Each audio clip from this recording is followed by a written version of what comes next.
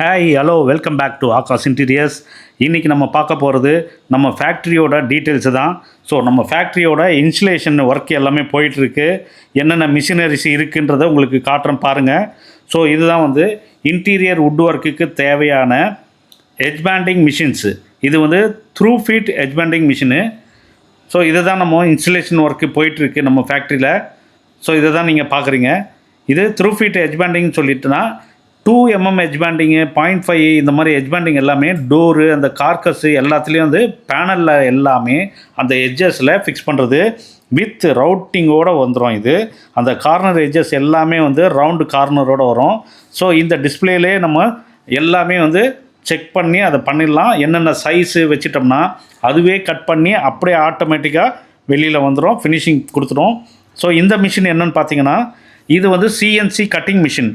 CNC machine எதுக்கு use ஆகுதுன்னு பார்த்தீங்கன்னா சிஎன்சி மிஷின் வந்து நம்ம பூஜா பெல் டோரு, ஸோ பூஜாவில் வந்து என்னென்ன டிசைன்ஸ் எல்லாம் வருது, அப்புறம் வந்து மெயின் டோரில் வந்து கார்விங் டிசைன்ஸு, ஸோ இந்த மாதிரி கார்விங் ஒர்க்கு எல்லாத்துக்குமே இந்த சிஎன்சி மிஷினை வந்து நம்ம யூஸ் பண்ணலாம். மெயினாக வந்து பூஜா யூனிட் இந்த மாதிரி கட்டிங்கு சிஎன்சி எல்லா கட்டிங்கும் பண்ணலாம்.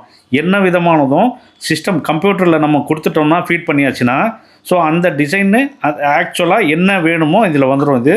ஸோ இந்த மிஷின் வந்து அந்த சிஎன்சி மிஷின் இதுக்கு தான் யூஸ் ஆகுது. நம்ம மாடுலர் டைப் எல்லாத்துக்குமே வந்து இந்த மிஷினரிஸு யூஸ் ஆகும். ஸோ அந்த சைடு பார்த்தது த்ரூ ஃபீட் எட்ஜ் மிஷினு, இங்கே பார்க்குறது வந்து சிஎன்சி கட்டிங் மிஷினு. ஸோ இது வந்து பேனல் சா கட்டிங் மிஷின். இந்த மிஷின் நீங்கள் பார்க்குறது பேனல் சா கட்டிங் மிஷின். அதாவது ஒரு ப்ளைவுட் வந்து நம்ம பேஸ்டிங் போட்டு எல்லாம் ரெடி ஆகிட்டு மைக்காலாம் ஒட்டி அதுக்கப்புறம் வந்ததுக்கப்புறம் நம்ம பேனல் சைஸை வந்து இதில் கட்டிங் பண்ணலாம். இதில் பேனல் சா கட்டிங் மிஷின்றது சைஸஸ் வந்து என்ன சைஸ் வேணுமோ அக்யூரேட்டாக கட் பண்ணலாம். அந்த கார்னர்ஸ் எல்லாமே வந்து சிப்பிங் இல்லாமல் கிளியராக வரும். அதுதான் இது இந்த மிஷினில் யூஸ் பண்ணுறது. இந்த மிஷின் என்னென்னு பார்த்தீங்கன்னா கோல்ட் ப்ரெஸ் மிஷின்.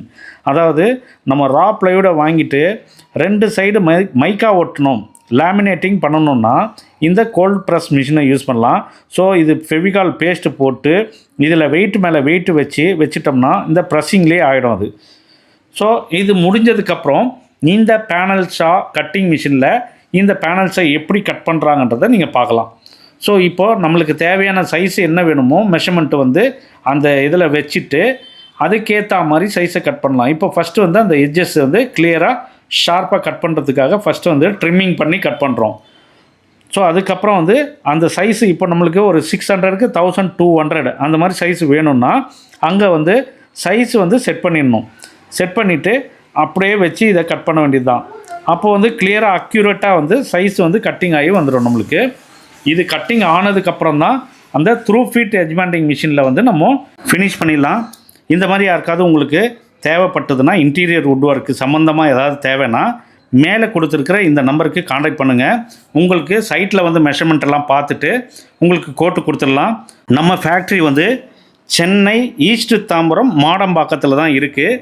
உங்களுக்கு யாருக்கு தேவையோ இதில் காண்டாக்ட் பண்ணுங்கள். ஸோ இந்த வீடியோ உங்களுக்கு பிடிச்சிருந்ததுன்னா லைக் பண்ணுங்கள், ஷேர் பண்ணுங்கள், கமெண்ட் பண்ணுங்கள். அப்படியே சப்ஸ்கிரைப் பண்ணிவிட்டு பெல் பட்டனையும் ப்ரெஸ் பண்ணிவிடுங்க. அப்படியே ஆல்ன்ற பட்டனையும் ப்ரெஸ் பண்ணுங்கள். தேங்க்ஸ் ஃபார் வாட்சிங்.